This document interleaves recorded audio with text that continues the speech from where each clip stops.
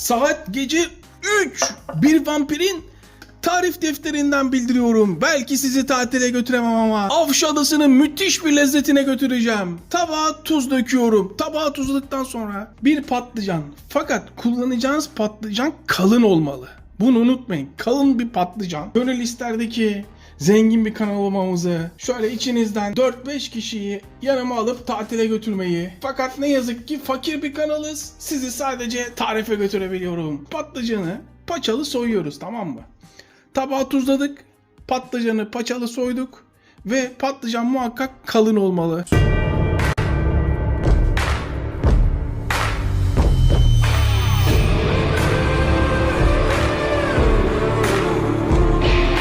Patlıcanın bir parmak kalınlığında olması çok önemli. Herkesin kendi parmak kalınlığında. Tek kişilik yapacağım. Maç seyredeceğim. Bizim maçlar meşhurdur biliyorsunuz. Bakın, bir patlıcanın yarısından şaheser yaratacağız. Patlıcanları hemen tabağa diziyorum. Daha sonra tekrar tuzluyorum. Bol tuz. 20 dakika 15 dakika beklemesini istiyorum. Maydanoz. Şurada zor günler maydanozum var. İsteyen dereotu da kullanabilir. Hem dereotu hem de maydanoz kullanabilir. Maydanozu ince ince kestikten sonra iç harcını yapıyoruz. İç harcın içine hemen maydanozlar. Orijinalinde miyelik peyniri kullanılıyor. Fakat burası ev. Evde hangi peyniriniz varsa, sert beyaz peynir, tulum peyniri, lor peyniri, o peynir biraz az geldi, yetersiz. Eğer lor peyniri kullanacaksanız mutlaka içine biraz beyaz peynir katmayı unutmayın. Yeterli mi? Çok az daha alalım. Evet. Şöyle, bu kadar yeterli. Hemen ezmeye başlıyoruz, tamam mı? Her zaman gemiler batmaz. Bazen de sular çekilir. İyice peyniri ezdiğinize emin olduktan sonra, fakat esas malzemeler geliyor, dikkat. Hemen ana malzememiz, bu mutlaka olmalı. Şöyle 1. Yeterli olmazsa tekrar yine deneyeceğiz, bakacağız. 2. 2,5'la başlayalım ama bence yeterli olacak. 2,5 yemek kaşığı mısır nişastası. 1 yumurta. Hemen şuradan mutlaka peynirin tadına bakıyoruz. Biraz daha tuzlu olmasına karar veriyorum. Peyniriniz tuzluysa tuz kullanmazsınız. Kırmızı toz biber. Baharatları damak tadınıza göre ayarlarsınız ama burada yarım çay kaşığı yeterli olur. Karabiber. Karabiber de biraz baskın gelirse hoşumuza gider. O da yarım çay kaşığı olsun. İşte böyle. Sarımsak tamamen sizin o anki damak tadınıza bağlı. Sarımsak tadı almak istiyorsanız o an atıyorsunuz. İstemiyorsanız kullanmıyorsunuz. Küçük küçük doğra. Hemen içine. Kabımı görüyorsunuz değil mi? Hem vakumlu kap, her türlü işime yarıyor. Biraz da kekik ekleyelim kırarak ama çok az. Bak, çok az kırarak. 1 çay kaşığı da zeytinyağı. 1 çay kaşığı, bak fazla olursa dağılır. Şimdi bunu hemen karıştıracağız. Hemen karıştır bunu. Şimdi bunun kıvamını beraber ayarlayacağız. Göstereceğim size. Buraya kadar malzeme tamam. Tam istediğim gibi oldu. Sertliğini görüyor musunuz? Tam üstüne koyduğum anda duracak gibi. Ama pişirmesi enteresan bunun. Fakat buna bir güzellik daha yapalım.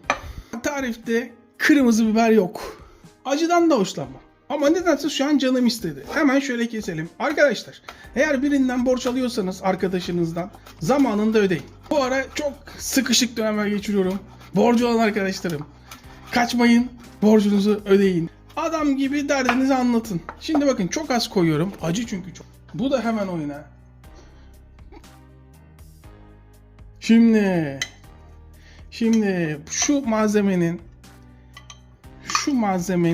malzemenin kötü olma şansı var mı? Kapatalım. Vakumlamaya gerek yok çünkü kullanacağız. Kalan olursa vakumlarız. Bir hafta 15 gün bozulmaz. Ocağın ısısı en güçlü şekilde yanıyor. Yüksek ısıda olmak çok önemli. Çiçek yağı. Mümkünse çiçek yağı kullanın kızartma yaparken. İsteyen zeytinyağı da kullanabilir ama çok gereksiz olur. Lezzet bakımından patlıcanı görüyor musunuz?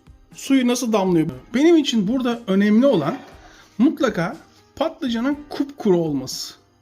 Bunu unutmayın. Patlıcan kupkuru olacak ve ayrıca üstündeki tuzu da almış olacağız. Şöyle bakalım kendimizden uzağa. Evet, yağ ısınmış. Harika. Patlıcanları hemen kızarmaya atıyorum. Müthiş bir tarif yapıyoruz. Bak sakın yabana atmayın tarifi. Tavada tam istediğim gibi patlıcanların arka tarafının kızarmasını bekliyoruz. Belki de tarifin en önemli yerine geldik. Burası mutfak. Kıracağız, dökeceğiz. Keyfimize bakacağız. Yok efendim mutfakta bir şey yenmezmiş. Yok efendim yemek yapılırken yemek yenmezmiş, içilmezmiş. Bunlar hikaye. Onu söyleyeni bana gönderin siz. Şimdi hem kahvemizi içelim hem de patlıcanlar kızarsın. Beni tanıyanlar artık tanıyordur. Kaç sene oldu. Büyük kanalı bilenler biliyor. Küçük kanaldan da yeni tanıştıklarımız. Ben yemeğimi yaparım, maçımı izlerim, keyfime bakarım. Evli değilim zaten. Hiç evlenmedim. Ben yemeği yapayım. Karım etrafı temizlesin. Kız çocuğu montaj yapsın. Erkek olan alışveriş yapsın. Ben hiç bunlara gelemem. Keyfime bakarım. Patlıcanları bir kontrol edelim. Evet. Kızarmış patlıcanlar. Ya Koray peynir harcı nereye gelecek değil mi? Daha merak edenler var. Şu kapağımızı açalım. Böyle patır patır düşmemeli. Ama şöyle yaptığım anda da düşmeli, tamam mı? Şimdi devam ediyoruz. Patlıcanın üstüne peyniri bırakıyorum. Patlıcanın üstüne peyniri bırakıyorum. O merak etmeyin yolunu bulacak. Üstüne bırak. O yolunu bulur. Şöyle hafif bastırabilirsin. Kapağını kapat. Geri kalanı börekte şurada burada kullanırız. Vakumla. Evet vakumladı. Bu hemen dolaba bir börekte peynirde kullanırız. Artık çevirebilirim. Çevirebilirim. Hop çevir. Çevir. Kızardı mı? Evet kızardı. Hemen şöyle alalım. Koray kızardı mı? Nasıl gözüküyor? Bana sorarsanız tablo gibi. Birazdan şunu tabaklayalım ne dersiniz? Bir tabak yapacağım kendime ben. Beğenirseniz böyle yapabilirsiniz. Ama 5 yıldızlı restoran olsanız emin olun şunu masaya götürün. Herkes hayran kalır. Normalde bunun çekirdeklerini temizlemek lazım. Ama şimdi uğraşamayacağım ben açıkçası. Limon, karpuz mu? Muhteşem yakışır. İşte böyle. Beyaz peynir.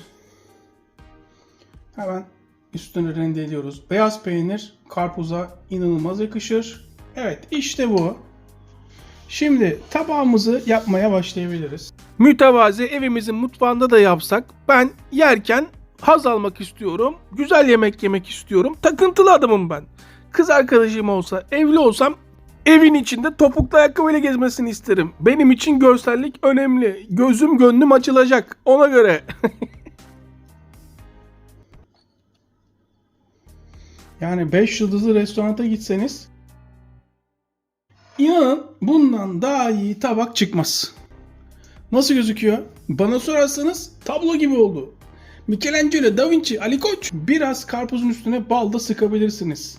Olur yani çok da yakışır. Evet şunun bir tadına bakalım mı artık ne dersiniz? Bir seçin bakayım hangisini seçeceksiniz bakalım kafalar aynı mı çalışıyor? Ben şunu ya da şunu seçerdim. Şunu seçiyorum hatta. Açın ağzınızı sesi duyuyoruz. Şunun lezzetsiz olma şansı var mı?